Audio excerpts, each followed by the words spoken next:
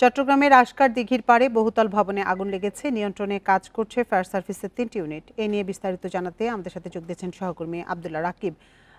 রাকিব, আগুনের সূত্রপাত আসলে কিভাবে হলো, স্থানীয়রা কিছু জানাতে পেরেছে কিনা, এবং এই মুহূর্তে কয়টি ইউনিট কাজ করছে সেখানে? বান্ডেল থাকলে প্রতি সেনমানিতে টাকা বাঁচবে। বিকাশ সেনমানি বান্ডেল কিনে জিতুন প্রতি লেনদেনে। ফায়ার সার্ভিসের প্রায় 4টি ইউনিট কাজ করছে। আমরা যে ভবনটিতে আসলে আগুন লেগেছে এবং এখন পর্যন্ত ধোঁয়া বের হচ্ছে, আমরা দেখছি 9তলা একটি আবাসিক ভবন। ভবনের একেবারে উপরের যে তলাটি রয়েছে, অর্থাৎ 8ম তলায় আগুনটি ধরেছে এবং সেখানে এখন আগুন দেখা না গেলেও কিন্তু প্রচুর পরিমাণে ধোঁয়ায় আচ্ছন্ন। এবং আমরা যতটুকু জানতে পেরেছি, ফায়ার সার্ভিসের সদস্যরা যেটি জানিয়েছেন, ছাদের উপরে এই ভবনের বাসিন্দারা আটকা পড়েছেন, তাদেরকে আসলে নিরাপদে নামিয়ে আনার চেষ্টা করা হচ্ছে। আমরা দেখছি ফায়ার সার্ভিসের একটি যে অটোমেটিক যে সিঁড়ি রয়েছে, সেই সিঁড়িটি নিয়ে আসা হয়েছে এখানে এবং সেটি একটু পরে হয়তো কার্যকর হবে। এবং আমরা দেখছি ফায়ার সার্ভিসের কর্মীরা প্রস্তুতি নিচ্ছেন এবং তাদেরকে সাথে দেখছি তারা অক্সিজেন সিলিন্ডারও সাথে নিয়ে উপরে উঠছেন, ওঠার প্রস্তুতি নিচ্ছেন ফায়ার সার্ভিসের কর্মীরা।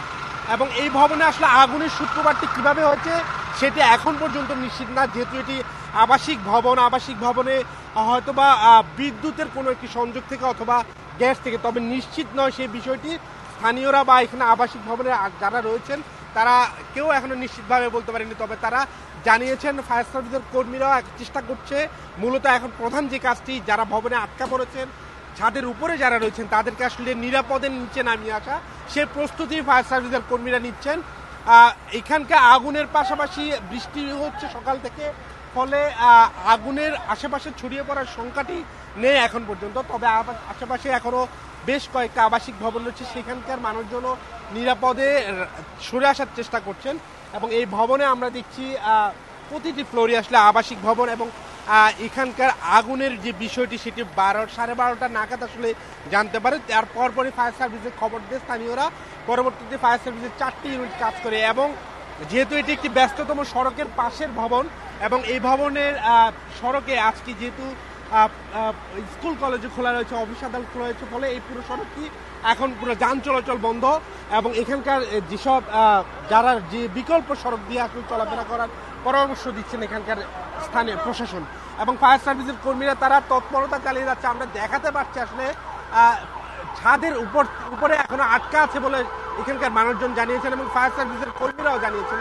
এবং আমরা দেখছি ধোঁয়া বের হচ্ছে কি বারান্দার থেকে, এবং সেখানে আগুনের সূত্রপাত কিনা সেটি এখনো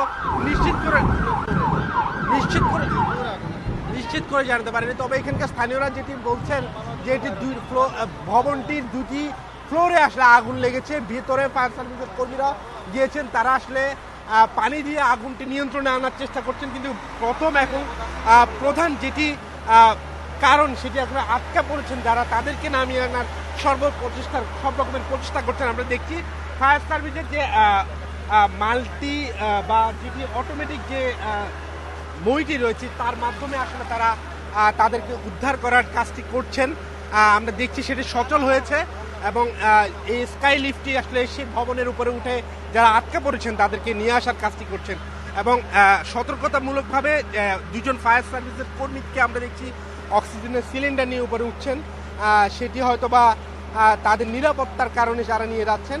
এবং তারা এটি নিশ্চিত যে সেখানে আসলে ধোঁয়ায় এখনো পুরোপুরি আচ্ছন্ন হয়ে আছে। পুরো যে 2টি তলায় আসলে আগুন লেগেছে, 2টি ফ্লোরে আগুন লেগেছে সেখান থেকে। তবে আমরা আগুনের কোনো চিহ্ন দেখিনি, তবে ধোঁয়া বেরোচ্ছে বেশ, এবং সেটি শুরু থেকে আমরা দেখছি চারপাশ জুড়ে ধোঁয়া বেরোচ্ছে এবং হয়তো বৃষ্টির কারণে সেটি মেঘ থাকার কারণে সেটি আসলে পুরোটা দেখা যাচ্ছে না। আমরা দেখছি ফায়ার সার্ভিসের কর্মীরা এখন সরানোর কাজটি করছেন। আমরা এখন পর্যন্ত যেটি তথ্য আমাদের কাছে রয়েছে, এখন পর্যন্ত কোনো হতাহতের ঘটনা এখন পর্যন্ত নিশ্চিত করতে পারেনি ফায়ার সার্ভিস বা প্রশাসন। তবে ছাদে যারা আটকা পড়েছেন তাদেরকে নামিয়ে আনার জন্য ফায়ার সার্ভিসের কর্মীরা চেষ্টা করে যাচ্ছেন। চট্টগ্রাম থেকে অগ্নিকাণ্ডের সবশেষ তথ্য জানাচ্ছিলেন সহকর্মী আব্দুল্লাহ রাকিব।